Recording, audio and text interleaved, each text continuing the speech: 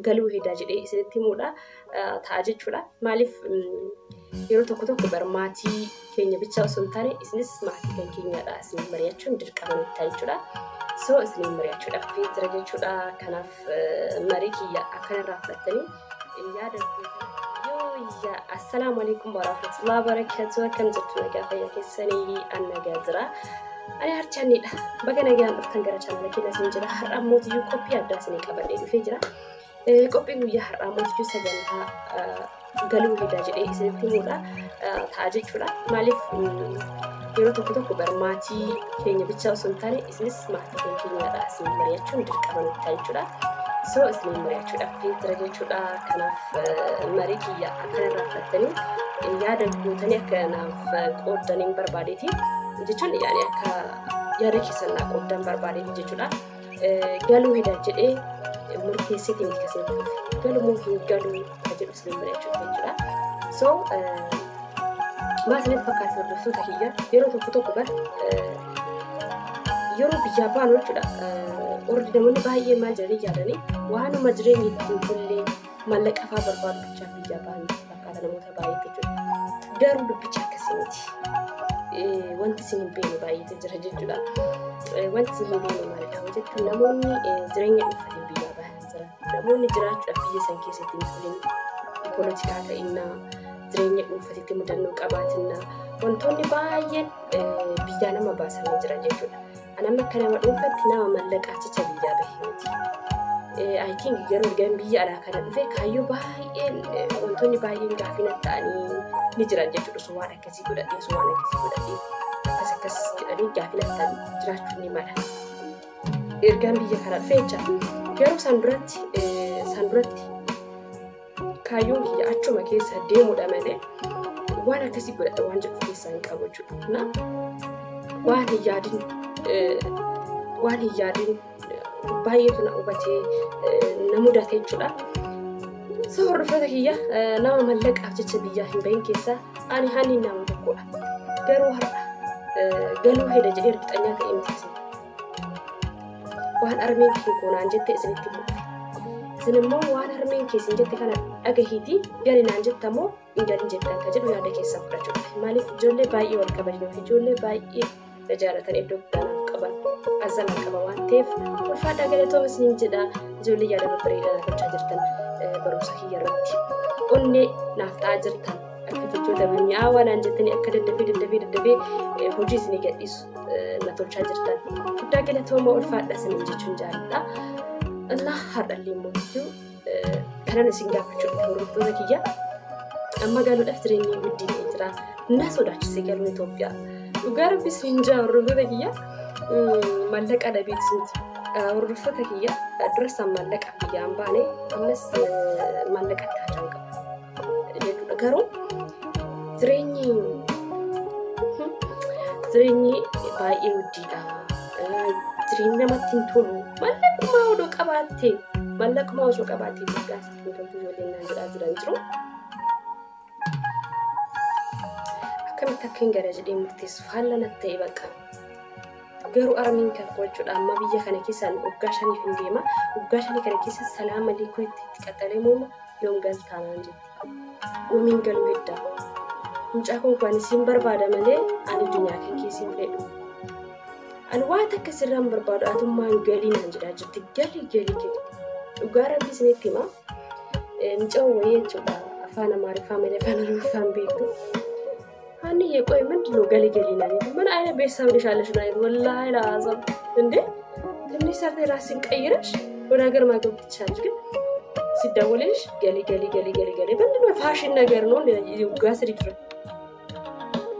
ድሮ ሲሱ ለክስተኝ አሳባጋ ወጋለ መደበለት ያገማት ሆኖ ገሊ አመ ይሩ የደረፍኝ ይችላል ነው ተከየ ወጋረቢ ያደንበዱ ይያርጋጭ ተነፈካቴ ቪዲዮ ስለቀደሰ እንጀሮቹላ ያደንበዱ ይያ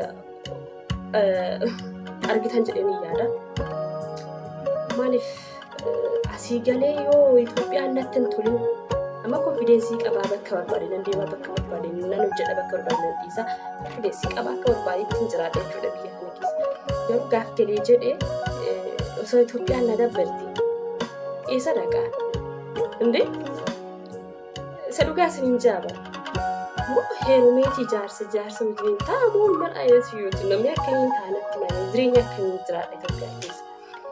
Sababa hordoftoota kiyya armiin kiyya galii jedhaa jirti. Isin immoo isinillee akkuma isii sana galii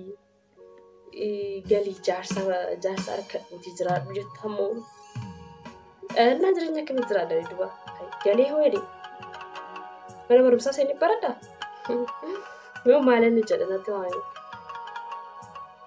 adeemnaan jechuun kaayyoo qaba garuu ilaalcha keessan laaluuf malee isin mari'achuu waan isin jettan dabalataa barbaaduuti malee ani karoora nan qaba gaaf galees akkamiin akka godhu karoora nan qaba asis yoo ta'e karoora nan qaba adeemnaan karoora mataa kiyyaa nan qaba jechuudha garuu nam beekacha sun ta'etti kan firaas dabalachuun barbaachisaadha jechuudha maaliif keessaa laallatanii namni ani beekaadhaan gahaadha nama nan barbaachisu nama fira hin qabneedha nama fira hin qabneedha nama namaan adatee jiraatu maalti godha nama jedha malee namni gaha nama barbaachisaa nama mari'atee deemu gaariidha. Na hordoftoota kiyyaanillee galee yoo isin jalaas bade yookaan yoo galee haalli jireenyaa natti tolle isin ummata duukaa rakkatu waan ta'eef ammami maal gochuu qaba. Isinis yaada mataa keessan irratti himaa waan armiin kan gojatte kana dhagahee dhuguumseetuma galuu qabamoo maalaan gochuu qabamee isin akka suusin taatee jechuudha. So an sa'aatii kanatti garuu waan hin galiinsaa jedhu keessaa hin qabu. Garuu edee yoo itti yaaduu qaba naan jaa ture sammuu keessatti yeroo baay'ee gaafina ta'e na gaafii na ta'e jechuudha waa'ee isii nagaa gaafadhu waa'ee galiinsa na dubbatte dhiisa. Armeedhaaf daboolu waa'ee galiinsa sana natti kaafte. Waa'ee galiinsa sana natti kaafte. Garuu na yaada. Na bakka hin galafa ande hin galu inni jala saree biraan deemu barbaqqa nan galala. Ija kanatti baasee jedhu funa hin gala. Waggaa kanatti baasee waggaa kan nan gala. Akkan mateen soba akka daa'ima soba amma muyyuu bakka iska macarrasha nagee naan jette. Nagee jira naan jette sobni kan kee. Sobni kan kee nagee jira naan jette bakka fetsamii yoo ilmu biyyee taatee galuu qabda naan jette. Ani maaliin godhadee dhuga? Hordoftoota kiyya dhugaa rabbii Itoophiyaan jaalladhu an dhugaa dubbachuudhaaf amma sa'aatii kana keessatti jechuudha. Maaliif Itoophiyaan nama nyaattu, Itoophiyaan namaaf hin taanedha, namaaf hin taane. Itoophiyaan namaaf hin taanetti maal godhanii galan dhuga? Dhiifamna irraa ta'a maatii achi keessaa qabna. Biyya abbaa keenyaati. Meeqa kamtu biyya namaatti hafaa jira alhamdulillah carraa biyya galuutu qabaachuu kootu fi garuu hordoftoota kiyyaa ni gammadaan jiru. Garuu armiin koos baay'ee garaa na nyaataa jirti. Wanti tokkoyyuu uumamee na xaxxata jechuudha natti dhaga'ama sun isiin gara kanaan jettiin galee jedheetii. Na qoca'uu danda'a armiin kiyya mooyyuu anarratti aarsaa guddaa nama kafaleedha. Asiin nagahuu siitiitti baay'ee si galateeffadha. Isiin namnaaf jiraate namnaaf du'eedha dhugaa rabbi. Nama dhoosee ana mul'ata natti godheedha. Armiin koo anaaf mul'ata koodhaa. Anaaf ka'umsa koodhaa. Anaaf nama hundaaf armiin isaanii adda anaaf garuu wajjin hundi keenya armiin jaalanna akkamitti akkas jettanaan jechuudha. Jechuu dandeettanii anaaf armiin waan addaate jechuudha. Akkamitti isinitti maaliif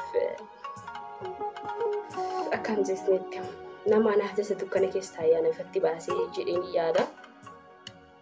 Ani immoo baay'ee jaaladha jechuudha. Baay'ee jaaladha. Biyyumattuyyuu guddadhee hamma guddadhee jeeyyuu jechuudha. Isa dhugaasii jalarra firoosiin jiru dhugaasiitan. Akkanatti manitti harmaayyuu ergum of beekellee harmuma isiitu dhiisuu didee jira macarrasharrallee yaani isiin akkana jaalatturaa jechuudha. Harma isiitu ergum guddadhee mana barumsaa jalqabellee harma isiin dhiisu jedha. Erga nayyuu natti himan jechuudha. Naa bakka baay'ee takkaanii dhugaa na dhiphisaa jira. Maal akka godhu beeku armiin kiyyaa akkanatti gadi naan jedhaa jirti.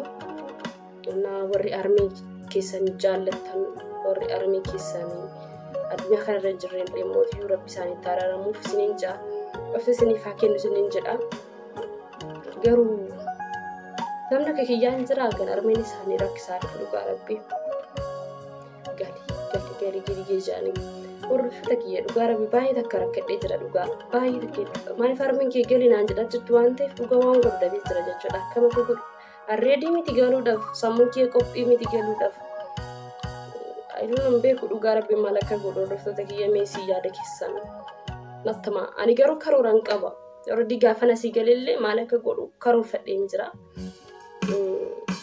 asittis fa'aa maal akka godhu karoorfadheen jira garuu kan rabbi jedhee ta'a garuu sodaadhee rashii Itoophiyaa farraa'utti Gilsi farraa'utti dhugaa rabbi isin jira maaliif jireenya manatti hin tolle kana eessa dhaqa dubaan minaa fi maa rifeensa kiyya dhugaa rabbi akkasitti xiqqoo mataa samuuna kana biiznataa jira jechuudha maaliif baduu kiyya argaa jirtan isinillee yaadanii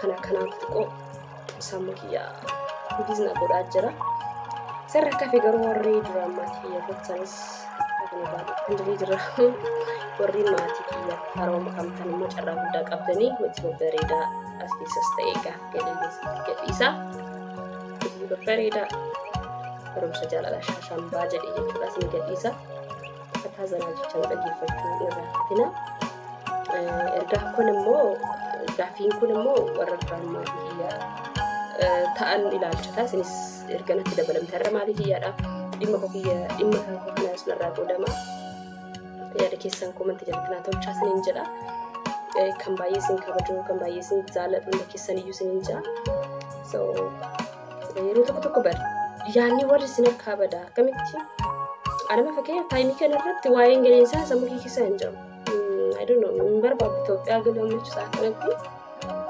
garuu kaayyoon dhufee garii naan jedhee jira jechuudha maaliif maatiin kiyya yookaan cinqaan warreen kiyyaas gaafii kisi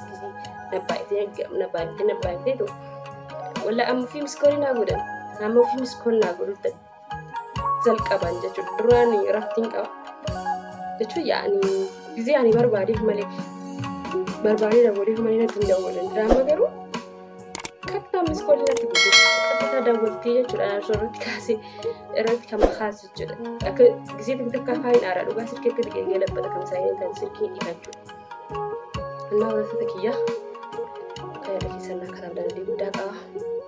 Wantoota ta'e guddaa galatoomaa ulfaadha. Baay'ee isin jaalladha.